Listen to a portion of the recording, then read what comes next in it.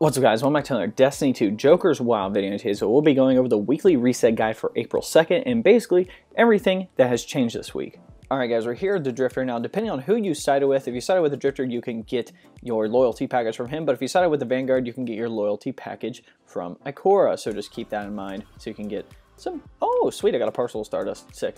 I've been wanting to get one so I can upgrade my other one. But let's go with the weekly bounty. I'm pretty sure it's the same one every time for Gambit Prime, but essentially win matches at Gambit Prime, a win is worth 3 points while a loss is -2. So you want to win 5 matches in a row so you can be the most effective. And then obviously if you want the helmet for either the Invader, Reaper, Collector, or Sentry, just do the various steps on here and you can get that helmet, and it's a powerful gear drop, so keep that in mind.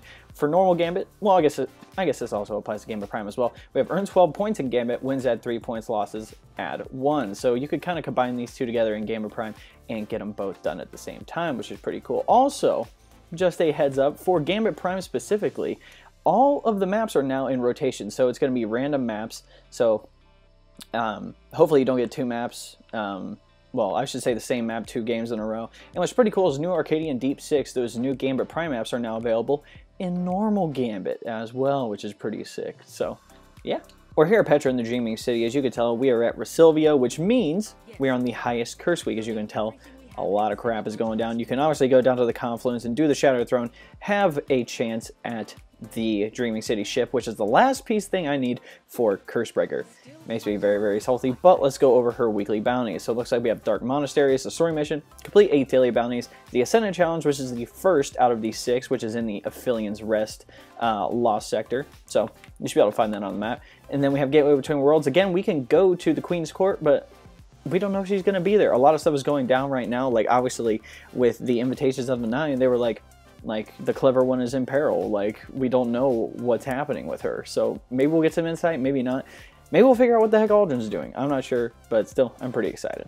Right, we're here at Ada. Let's check out the weapon frames that she has. Obviously, to get the Ballistic Logs, you have to complete her weekly bounties, which is just complete 2 forges and complete 7 daily bounties, get those done. So it looks like this time she has the Pulse Rifle frame, which can be forged at the Izanami Forge, the Sword frame, which can be forged at Valender Forge, or the Machine Gun frame, which can also be forged at the Valender Forge. But you can forge all of these at the Baguzia Forge for the chance at the Curated roll as well. And plus they have the Pulse Rifle back. If you're looking for that God Roll Blast Furnace, this is the week to grind it out because we don't know when it's going to be back. I know in the April update, all the frames are going to be available, so you can keep that in mind.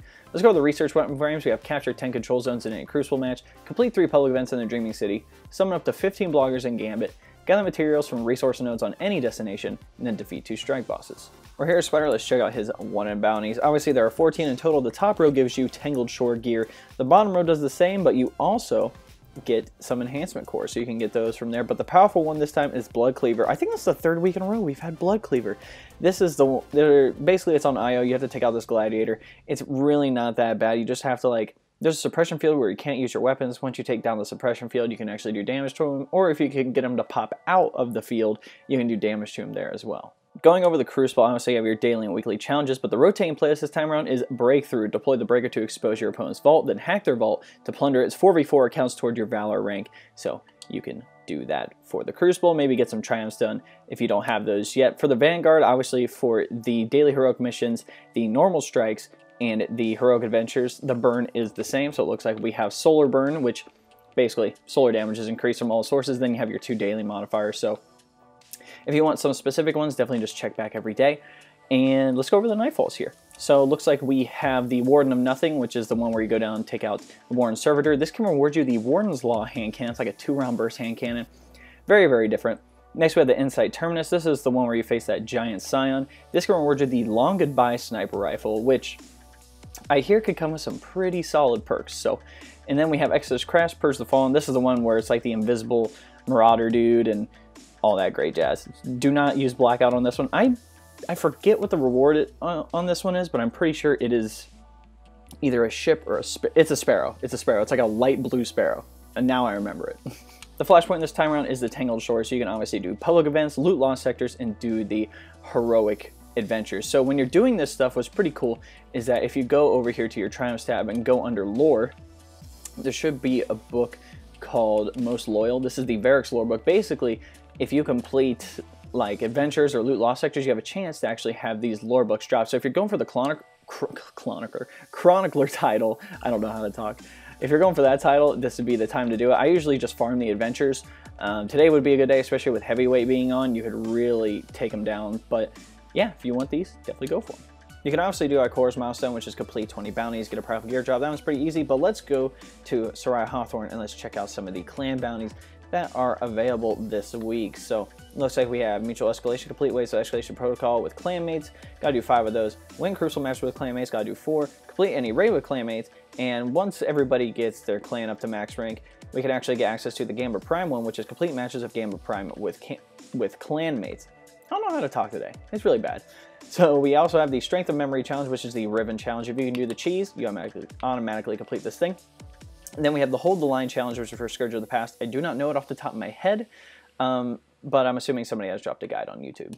Lastly, let's go over Eververse here. Obviously, Prismatic Matrix is no more. They have these purchases that you can make for actual money to get this stuff, and I'm not going to go over this stuff. Like this one's the Thorn one, the Thorn ornament, which I'm really mad that you have to buy because you didn't have to buy the freaking Last Word one. That doesn't make any sense to me. But, you know, we can go over the brightest purchases, though. We have Respectful Handshake. I'm going to pick that up because I do not have it. I'm a completionist. Next, we have Air Quotes. Sparrow-wise, we have the Bare Bones SL19 and the Sickle Skiff. Ship-wise, we have the XB1 I don't know if that's how you pronounce it or anything like that. We also have the Rose and Bone ship. Ghost-wise, we have the Tastemaker Shell. We have the Sovereign Ghost Projection. Looks like we have the Eververse Gauntlets for every set, so you'll actually have these on the Titan and Warlock as well. You can pick those up. We have the new ornament for the Malfeasance, the Red String of Fate. And then we have the Out of Place, which is the ornament for the Lonesome Sidearm from Gambit Prime. 2 transmit effects. We have Fallen Arrival and Crucible Gold. 2 shaders.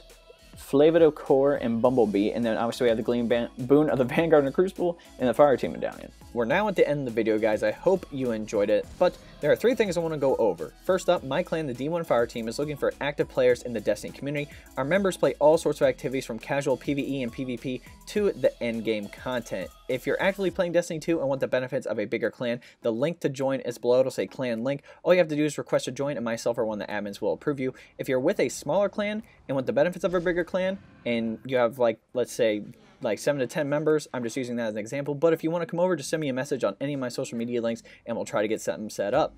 Number 2, if you want to know how to support me, there's a link below that says best way to support me. That'll take you to a 4-minute video. If you want to go check that out, that would be awesome. But if you don't want to do that, you can always like this video, subscribe to the channel, share this video, and all that good jazz if you want to do any of those things. Lastly, we have a link to the community Discord below. Just a heads up, we're looking for anyone with moderator experience to potentially run the Discord. I know for myself, I'm more of a player instead of a manager, so if you have some moderator experience, just send me a message and we'll try to get something set up. I know for myself, I'm on Xbox, but if you guys would like to talk or chat with me, Discord is going to be the best way to do those things. Alright guys, hope you enjoyed this video.